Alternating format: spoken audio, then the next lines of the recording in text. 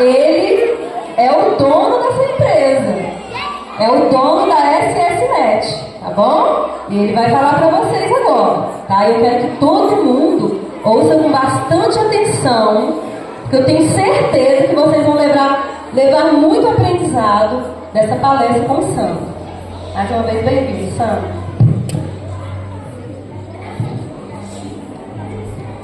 Bom dia. Bom dia aos professores, todo mundo. Obrigado pelo convite. Gente, eu não sou palestrante, então não considero como uma palestra, mas um bate-papo, beleza? Espero que eu passe um pouco aqui da minha experiência de 25 anos de cadeirante e pai de um autista há 6 anos. Beleza? Se eu me perder um pouco do assunto, vocês considerem, porque eu não tenho um conteúdo montado e aí a gente acaba se perdendo um pouco. A turminha aí é uma turminha bem pequena, tomara que eu consiga passar algo para eles aí. Como eu disse, eu sou cadeirante já há 25 anos, fiquei de cadeira com 18 anos e veio uma luta de lá para cá, das incertezas,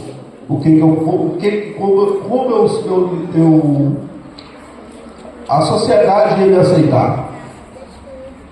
E foi uma dificuldade muito grande devido até hoje, né? Acessibilidade. Eu voltei para o Quataxé, vou morar no interior novamente e essa dificuldade de locomoção ela é muito grande. Só que eu sempre nunca esperei os locais adaptar-me. E eu passei a adaptar os locais. Entendeu? Então, tipo assim, sempre lutei para facilitar essa situação toda. Inclusive, a própria locomoção, que eu cheguei agora de Porto Belo, de uma moto, sei lá o que é aquilo, mas me transporta para todo lado, entendeu? Então eu sempre agi de uma forma não cadeirante, vamos colocar assim. Eu, na maioria das vezes, eu esqueço que eu sou um cadeirante. Eu acho que até a região, praticamente, já não me enxerga dessa forma. Por quase a gente não ver pessoas com o tipo de deficiência que eu tenho fazer as mesmas coisas que eu faço. Mas no início isso foi muito difícil. Eu saí e falei assim, estou indo trabalhar. Até hoje, praticamente, tem pessoas, mas hoje é muito o número, isso é muito difícil acontecer. Mas hoje ainda quando eu falo que eu estou indo trabalhar, tem pessoas que me olham de cima e embaixo e falam, trabalhar como? Mas graças a Deus isso nunca foi um problema para mim, entendeu? Como eu disse, eu fiquei em cadeira de roda com 18 anos, voltei para o interior e sempre quis ser algo mais. Então eu já fiz um pouquinho de tudo na minha vida depois de cadeira. Na verdade, eu acho que eu realmente passei a viver depois da cadeira, depois da minha lesão. Eu sou tetraplégico, então eu não tenho os movimentos completos da mão, das duas mãos. É o máximo que eu tenho de movimento na mão esquerda e o máximo de movimento que eu tenho na mão direita. Mas mesmo assim eu achava que eu poderia e deveria e corri atrás. Cheguei a ser dono de lanchonete, locadora de videogame. Eu casei com... É porque tem tempo demais já. Não lembro com quantos anos eu casei, mas eu acho que já estou com uns 25 anos de casado. Até isso foi uma novidade. Quantas vezes, acho que quantos, os mais velhos, quantas cadeirantes você viram entrando numa igreja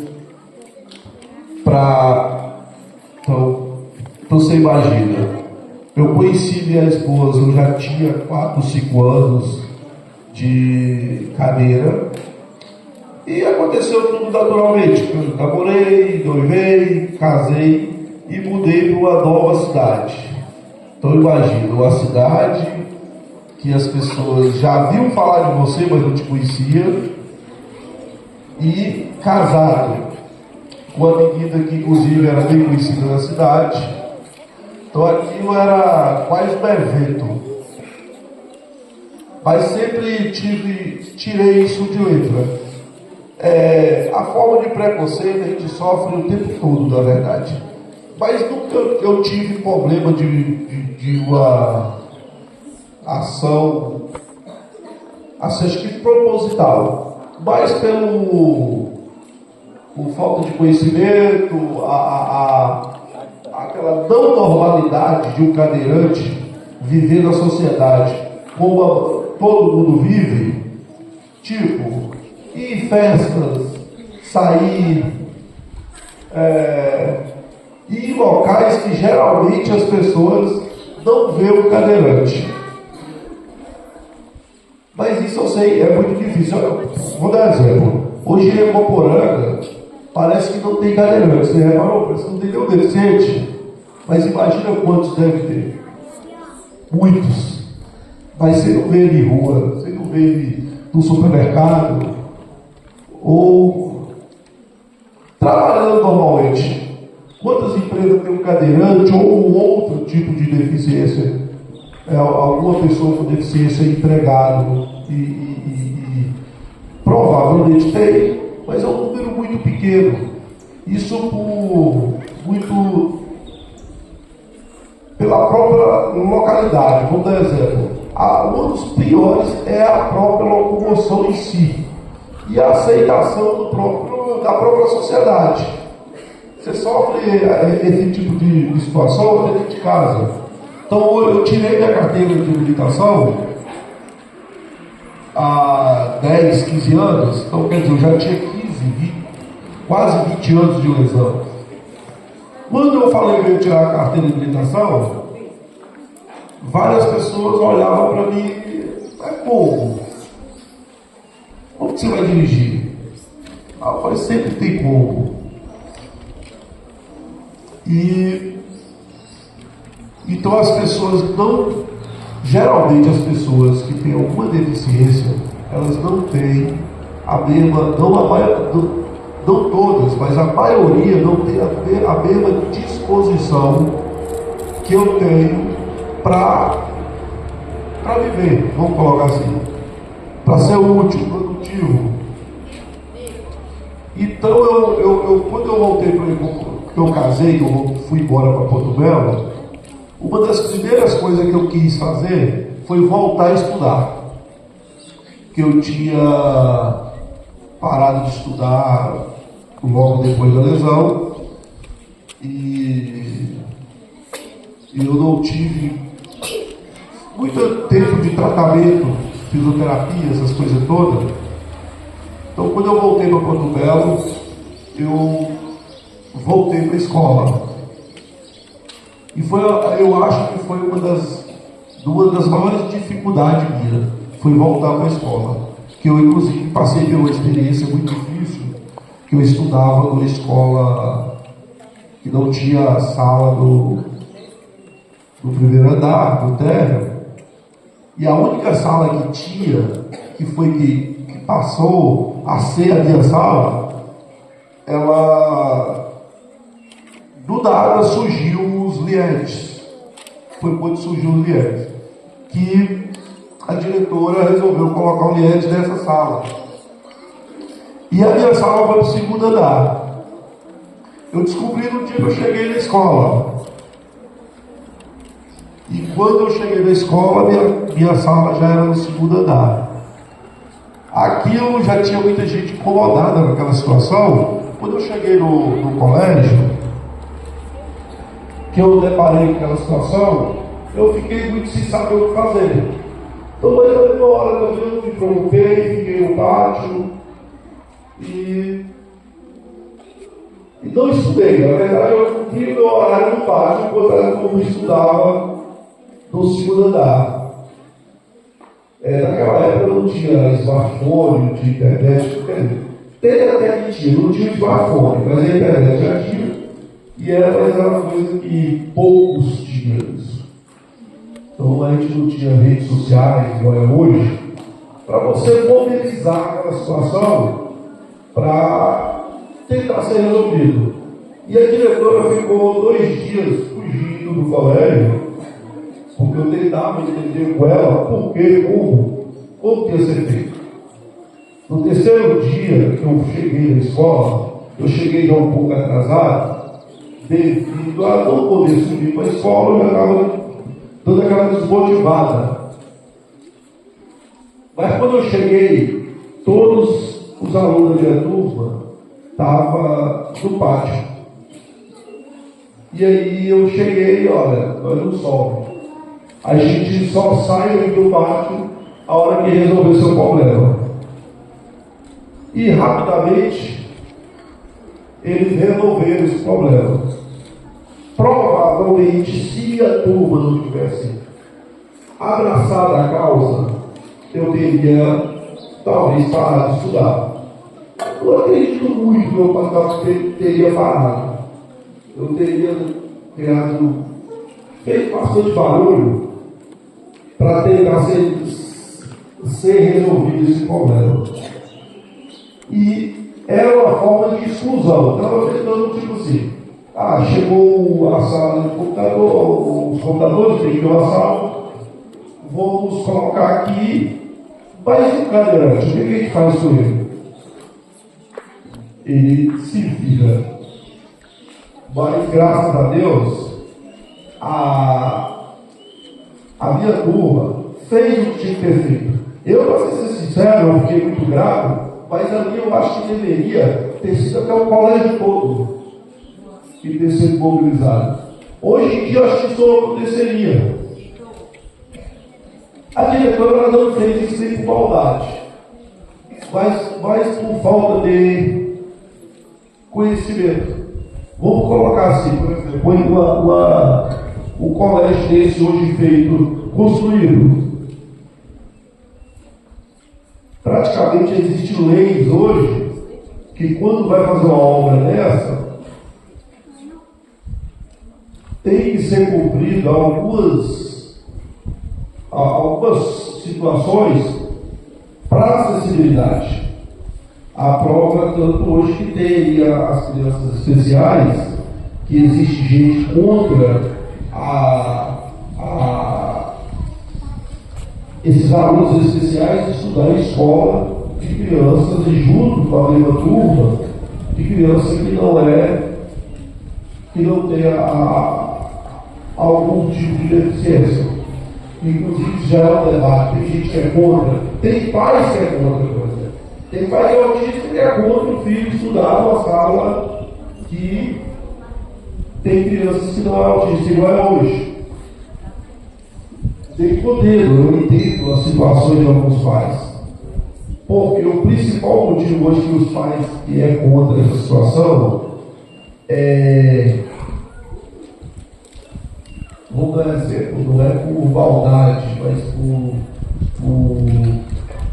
falta de conhecimento, que hoje esse evento aqui já é para começar a trabalhar a mente dessa galeria.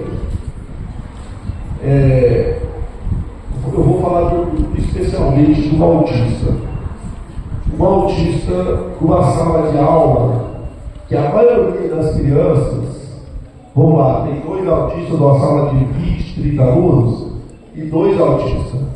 E geralmente o autista não sabe brincar, ou ele não tem, não saber, ele não consegue brincar da mesma forma que as onde as crianças brincam.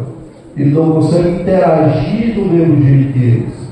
O meu, por exemplo, se tem uma turma brincando de bola, todo mundo está chutando a bola, ele quer pegar a bola com a mão. Ele quer pegar a bola com a mão e jogar. Isso faz o quê? Desinteressa os outros meninos e ficar com ele. Desculpa. Ele acaba sendo excluído pelas crianças. Que é uma exclusão considerada normal. Porque as crianças não entendem tão bem. Então, eu acho muito válido uma criança autista estudar, ou de outras deficiências estudar com essa turma, que eles já crescem entendendo, vendo, enxergando as diferenças de uma pessoa com deficiência, com algum tipo de deficiência, cadeirante ou qualquer outro intelectual.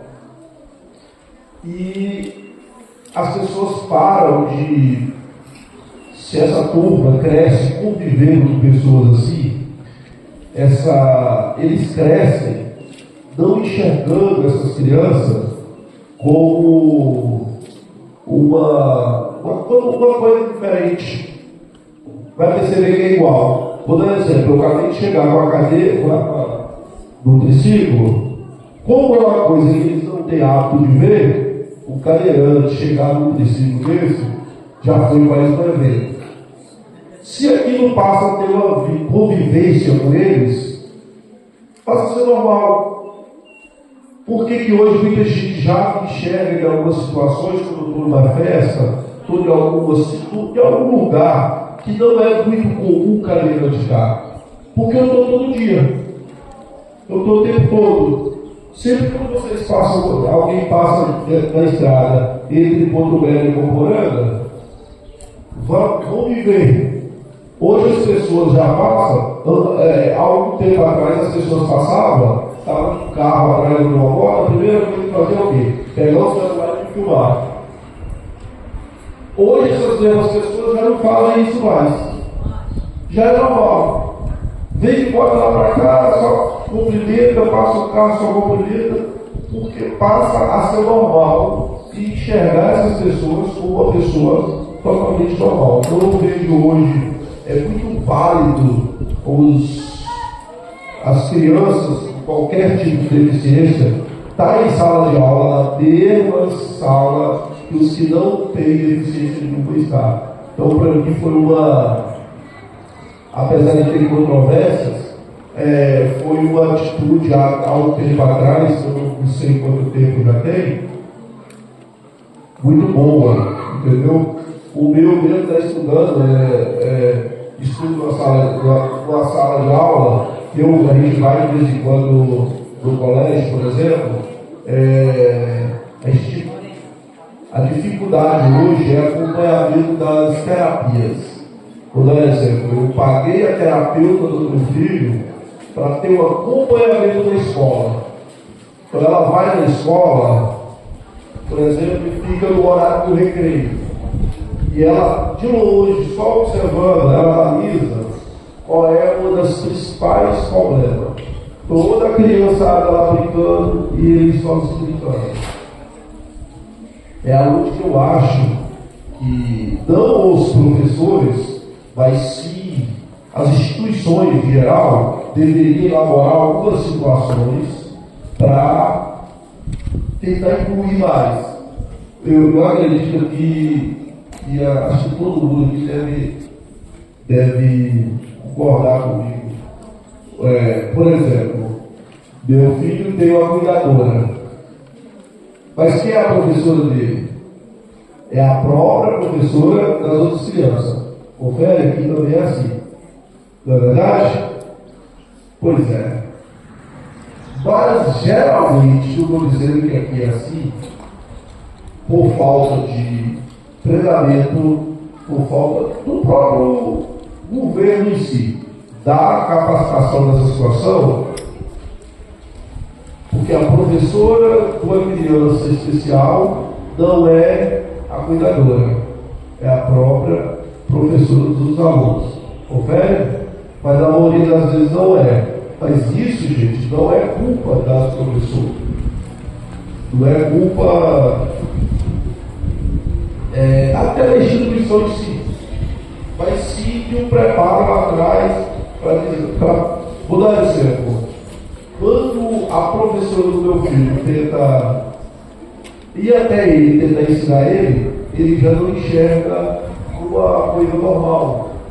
Porque quem sempre está ali do lado dele, ensinando as coisas a ele, ajudando, na verdade. Meu filho,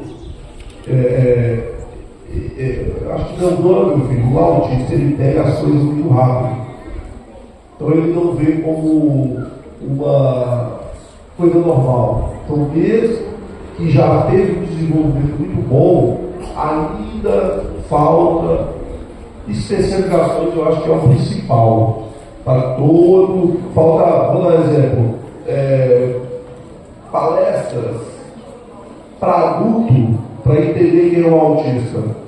Quando eu chego com meu filho a algum local, que tem muita gente, a primeira coisa que eu falo é autista e todos vocês é responsável por mesmo tanto que eu. Por quê?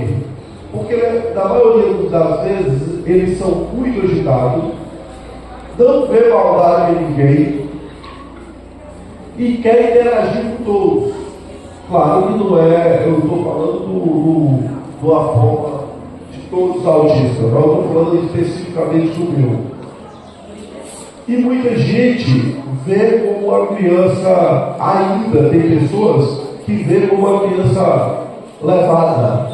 Por exemplo, ele chega aqui e quer mexer nesse pedestal, ou ele vai tentar pegar na bochecha de todos esses meninos, cumprimentar todos os professores, e muita gente ainda não enxerga como isso, como uma coisa normal, enxerga com aquela criança mais levada, coisa desse tipo. Ainda falta esse tipo de conhecimento e causando certas exclusões para quem é pai de autista ou de outras deficiências e não sair do seu filho. Vamos dar um exemplo. Tem mãe e pais ainda que não deixam de frequentar certos lugares por causa do olhar da sociedade para cima da sua criança. A própria família exclui, achando que está protegendo. Aí eu e minha esposa tem atitude totalmente diferente. Pelo contrário, a gente leva, expõe, coloca e deixa claro. É bom esconder que o filho é autista ou não querer enxergar que o filho é autista. Quanto mais tempo você demora a ter essa visão, você só prejudica a criança. Porque quanto mais tempo você acreditar nisso, enxergar essa situação, mais tarde você vai começar as terapias. Meu filho, por exemplo, ele tem um desenvolvimento fora do normal. Ele tem uma dificuldade na sala de aula devido o desenvolvimento dele. Por exemplo, passa uma atividade para as crianças, que as crianças vão demorar meia hora para fazer, ele vai fazer em 5 minutos. E o resto do tempo? Quando o autista fica meia hora sentado, parado, sem fazer nada, esperando os outros alunos terminar a atividade. Pois é complicado. É uma outra coisa, por exemplo, que acaba dificultando para ele. Porque não tem uma outra atividade e ele rende muito mais do que as outras crianças. Então, esse lance de autismo é um trem que eu estudo, eu leio muito sobre, mas não consigo entender. Uma criança que consegue falar inglês com 3 anos, fazer coisas que geralmente um adulto não faz, e a dificuldade de fazer coisa simples, ou entender coisas simples. Pega esse copo, e ele querer pegar, apesar de saber o que é um copo, não conseguir pegar esse copo, entender que eu quero que ele pegue esse copo. Aí você chega, tá lá todo o alfabeto desenhado com caras e bocas pintado perfeitamente. Aí é uma coisa que a gente, vamos colocar assim, é uma coisa que a gente não consegue entender. Então imagina como as crianças que não convivem com essas pessoas que têm essas dificuldades e essas facilidades. Entendeu? Falando mais um pouco de mim, quando eu fui para Porto Belo, eu cheguei em Porto Belo, eu tinha uma dificuldade, que acho que é todas, que era em que eu vou trabalhar, como eu vou ganhar dinheiro. Como eu disse, eu não aguentaria viver de benefício. Eu não nasci para viver de benefício. Eu tinha que produzir. Meu primeiro trabalho em Porto Belo foi fazer trabalho de escola. Quando eu comecei a estudar, eu fazia trabalho para quase todo mundo em Porto Belo. Logo em seguida, eu abri junto com meu cunhado, uma lan house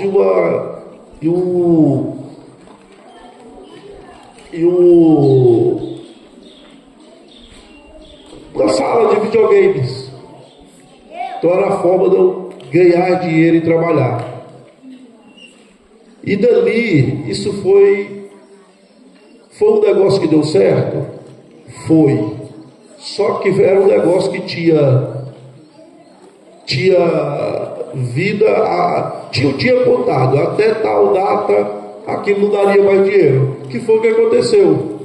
Surgiu os smartphones, videogames e internet de lan house, já não atraía mais ninguém e tal. E foi daí que teve a ideia de eu criar a SS-Net.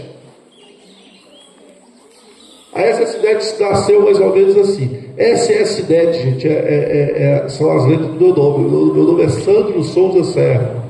Por isso é SS-Net. Foi quando eu tive que fechar a lan house que surgiu a ideia do provedor.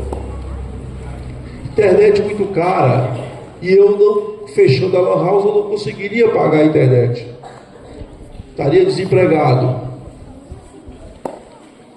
E aí eu puxei os meus primeiros gato net para os meus vizinhos, para pagar essa internet. Eu trabalhei eu fui convidado para trabalhar num projeto com o nome de Projovem, e na época da lan house, em Ecoporanga, e esse era um trabalho voluntário. Depois passou a ser um trabalho pago. Eu trabalhava com a galera uma turminha um pouco maior do que esses meninos, e até 22 anos. Foi uma época também que eu tive que quebrar barreiras, porque eu não tinha cadeira de motor, era uma cadeira manual, e para mim chegar até o local que era o CRAS, era uma distância mais ou menos longe, vamos dizer assim. E aí foi quando surgiu uma nova ideia. Eu ia sempre arrastado pela bicicleta. Então eu sempre me adaptava às minhas situações.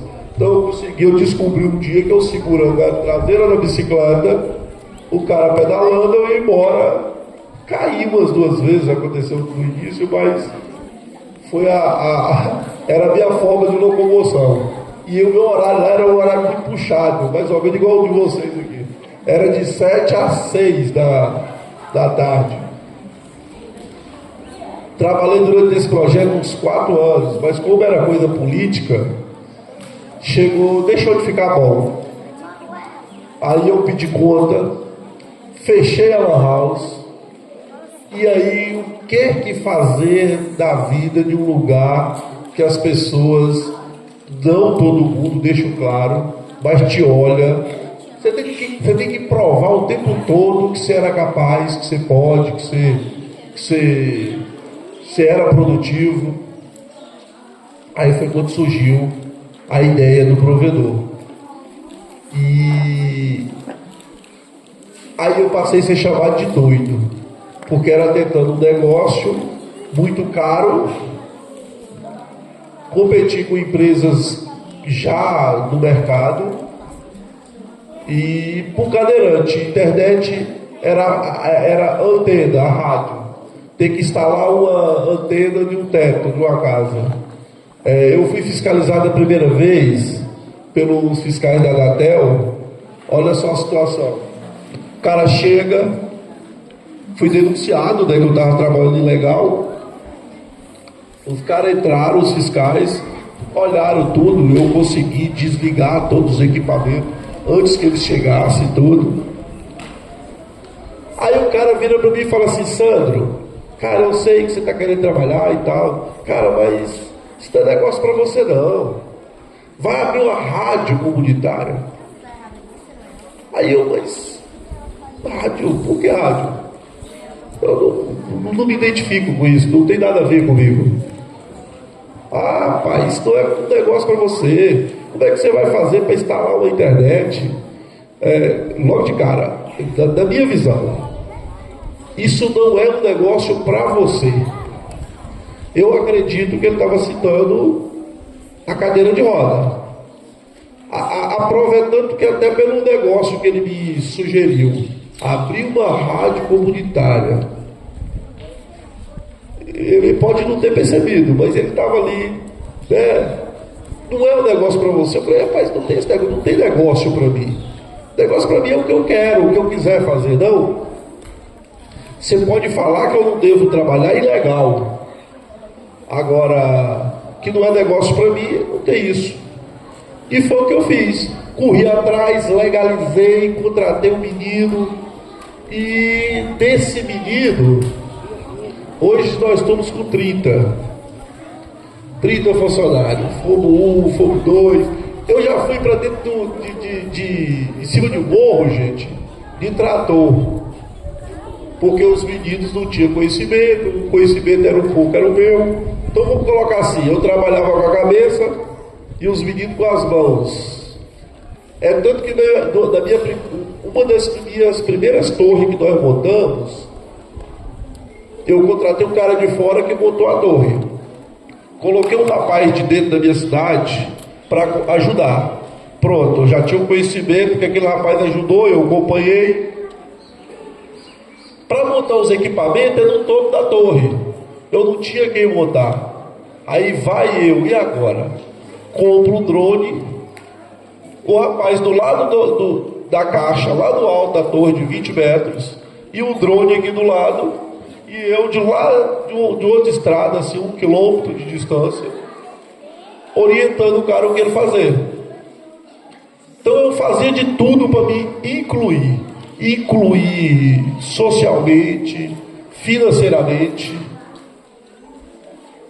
E eu sou uma pessoa que eu posso falar o seguinte: falta 5? Tem 5?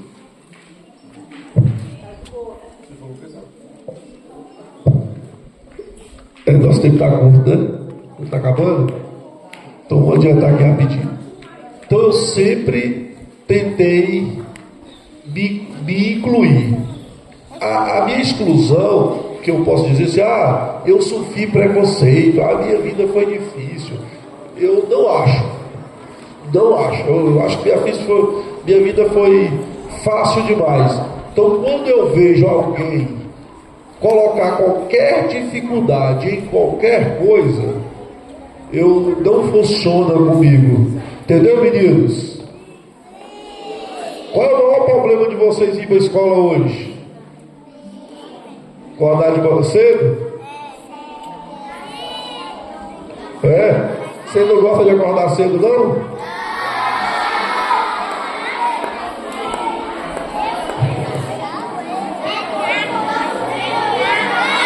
É? Pois é. Mas acordar cedo faz parte. Como é que vocês vão trabalhar? Daqui 20 anos aí, não quer dizer 15, 16 anos.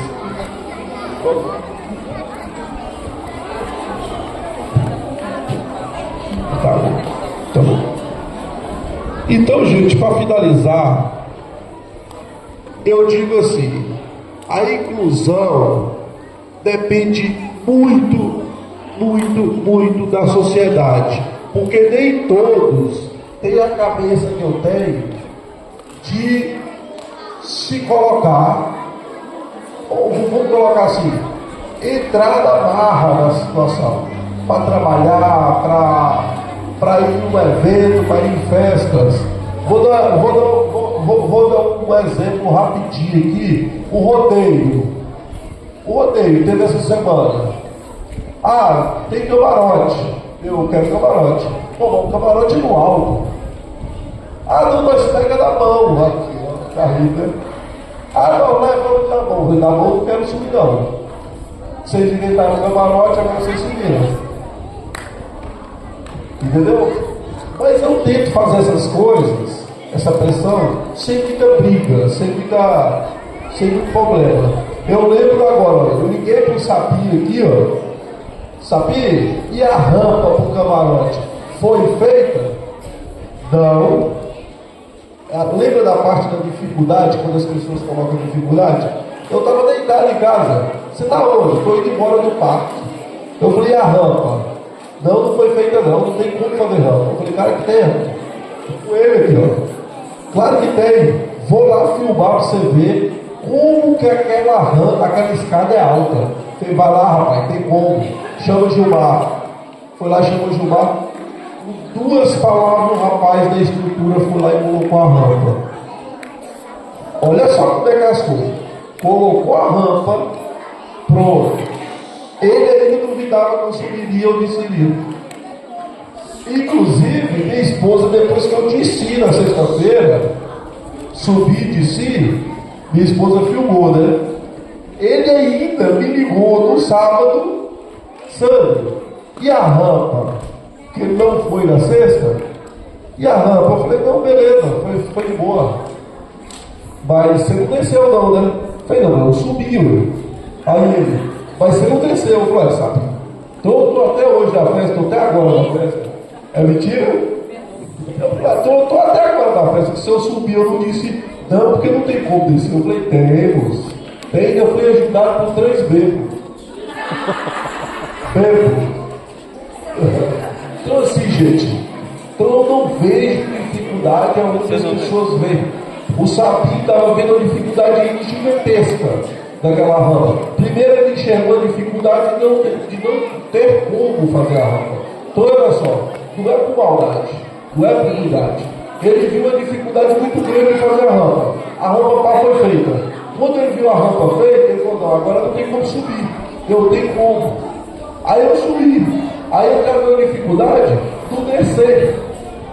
E disse que eu tive que mandar um vídeo para ele ver que isso era capaz.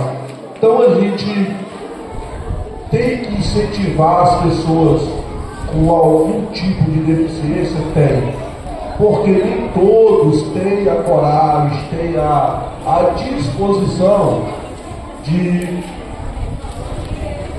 ir para cima e tentar fazer as coisas funcionarem igual dele. Entendeu?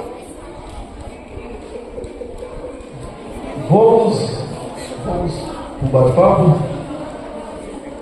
Ei, gente, vou passar o microfone para a gente mudar aqui a situação agora dessa conversa nossa, tá bom? Muitas palmas, né? O nosso amigo Sandro.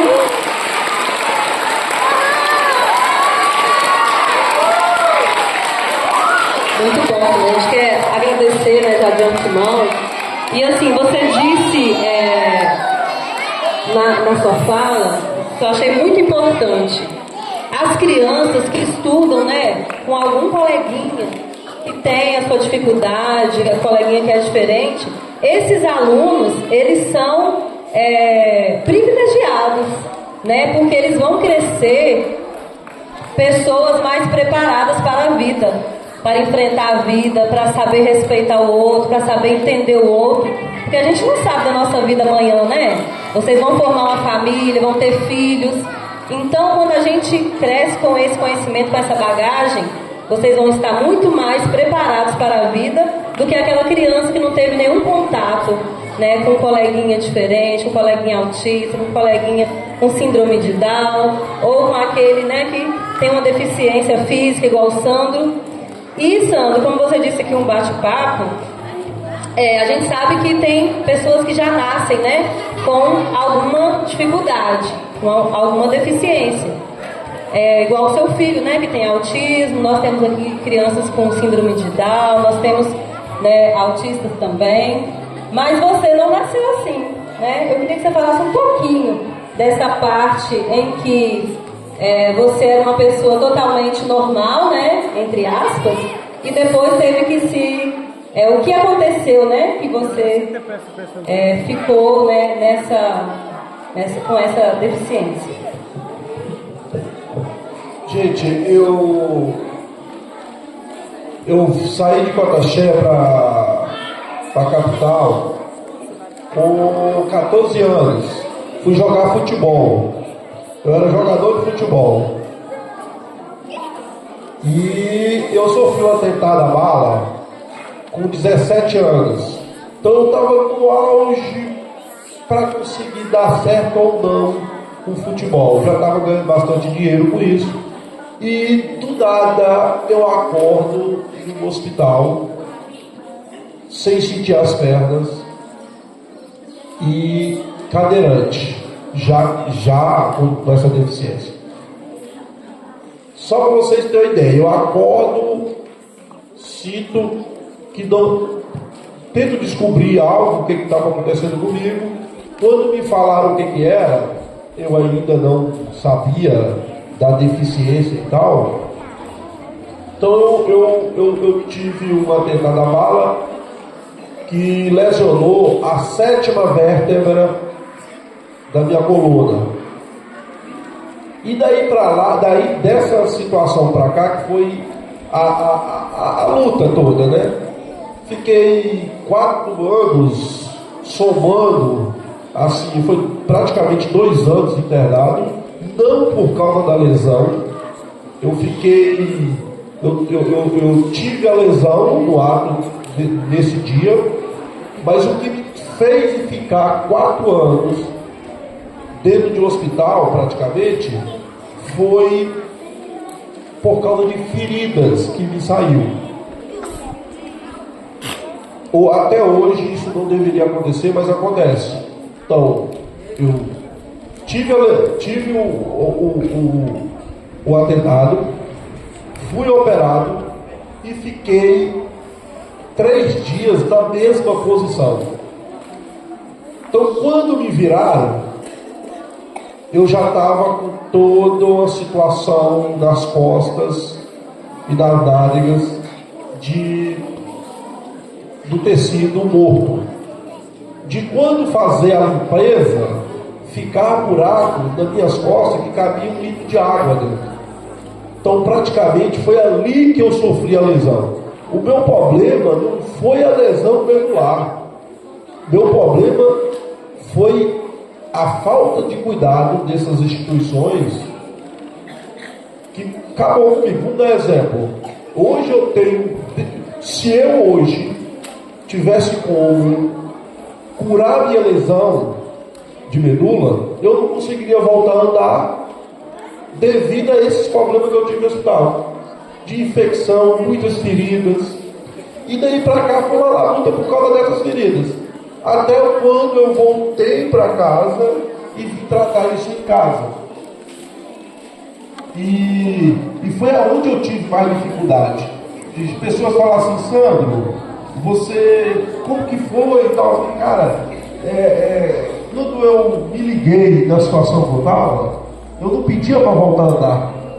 Nas minhas orações eu não queria voltar a andar, não tinha voltar a andar. Tinha sarar essas feridas. Várias feridas, cirurgias plásticas. Inclusive eu voltou depois de 20 e tantos anos de uma cirurgia que eu fiz no Sara. Voltou agora. E não porque eu estou de cadeira, mas sim pela uma cirurgia mal sucedida lá atrás há muito tempo. Então a minha dificuldade foi muito maior em curar esses machucados que dá algum descara, feridas ou qualquer nome desse tipo, de que a própria lesão, porque a própria lesão não tinha de letra. Quando eu consegui cuidar delas, sarar essas feridas, que foi quando eu pude passar a sentar, viver na cadeira, que antes eu não podia nem sentar, minha vida não ficou normal. Minha vida passou a acontecer, gente, depois da cadeira. Então eu casei, tive filho, minha empresa, trabalhar, ganhar dinheiro. Eu passei a ser alguém realmente depois da cadeira. Gente, isso é hipocrisia eu falar que foi bom eu estar de cadeira. Nada a ver, isso aqui não é vida para ninguém. Mas é o que a gente tem. Se é o que eu tenho, vida que segue. Muito bom. Estava correndo atrás do seu sonho e aconteceu, né? Esse episódio na vida do Sandro. E ele superou, ele vem dia a dia, né? Superando, não acaba as lutas, né? Mas, Sandro, a gente quer agradecer, a gente ficaria aqui, né? Ouvindo os alunos, as dúvidas, mas infelizmente nosso tempo é curto. Mas eu tenho certeza que você trouxe um grande aprendizado, né, para nós. E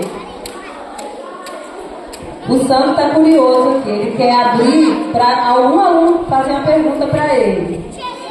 Tem algum aluno do quinto ano, quarto, que quer fazer uma pergunta? Só levantar o dedinho, não precisa de tumulto. Olha, temos aqui o aluno do primeiro ano que faz uma pergunta para o Sandro. Parabéns aí, viu? Muito legal sua palestra. Parabéns! Alguma pergunta, crianças? Perguntinhas, né? E vocês ficaram curiosos em relação à vida dele, né? A superação dele. Eu te amo. Muito no meu coração. Sempre vou lembrar de você.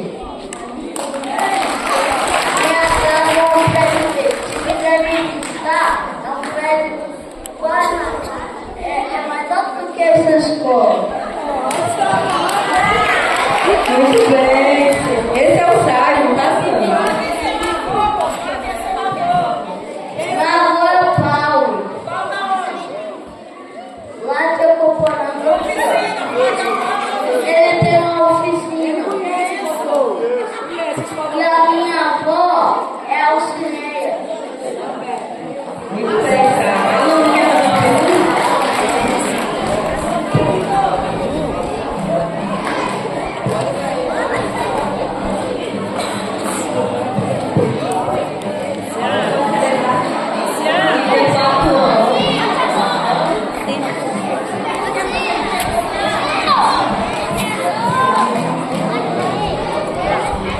Então, quer responder a pergunta.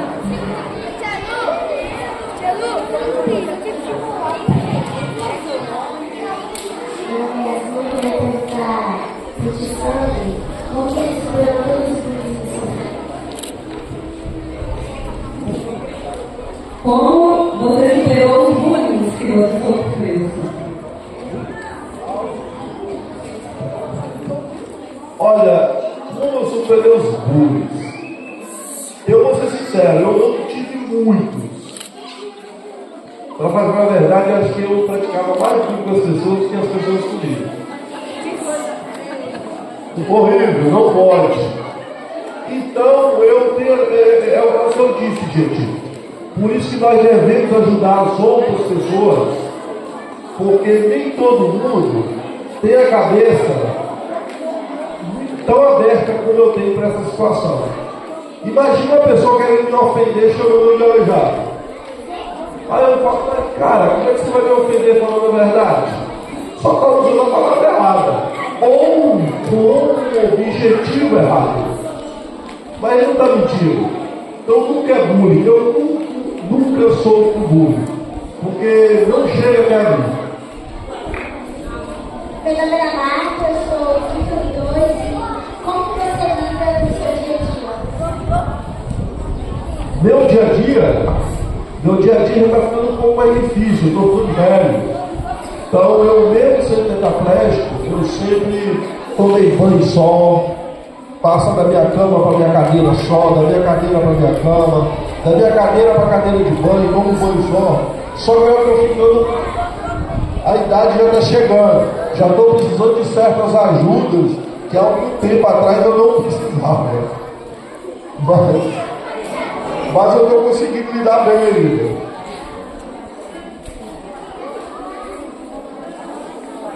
Algum adulto não quer fazer uma pergunta? Não, eu sei que alguém com curiosidade que perguntar alguma Algum coisa. professor, cuidadora, das serventes, das coordenadoras, diretor, Hilton. Então, assim, a gente passaria, né, um tempão aqui, fazendo esse diálogo, né, que foi tão bom, tão proveitoso, mas fica aí o tema, né, o projeto integrador está trabalhando também como mudar o nosso mundo. Pode ser, né, um diálogo para vocês terem continuidade, né, no projeto de vocês e muito aprendizado com isso aí, como mudar o mundo. Tia Luana vai falar? Tia Luana quer perguntar. Ô Sandro, não é pergunta, tá? Eu quero só parabenizar vocês. Eu dou aula de projeto integrador que trabalha no 4º ano, é pessoas que inspiram. E com certeza você, sua história, sua superação, você inspira muitas pessoas, tá? Parabéns.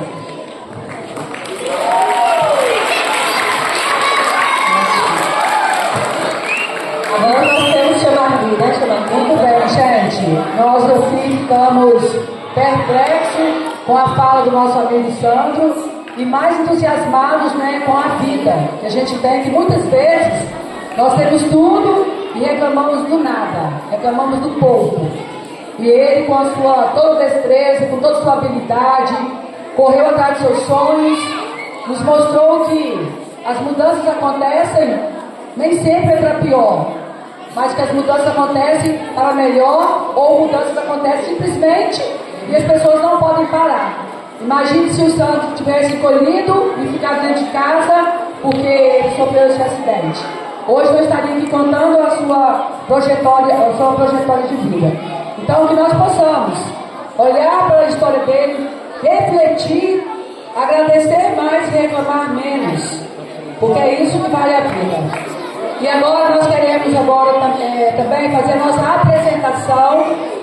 E desde já estamos te agradecendo do fundo do nosso coração, te entregar essa lembrancinha, esse pequeno gesto de carinho para você, não sei se fazer de todo o coração, tá? Muito obrigada mesmo, muitas salvas.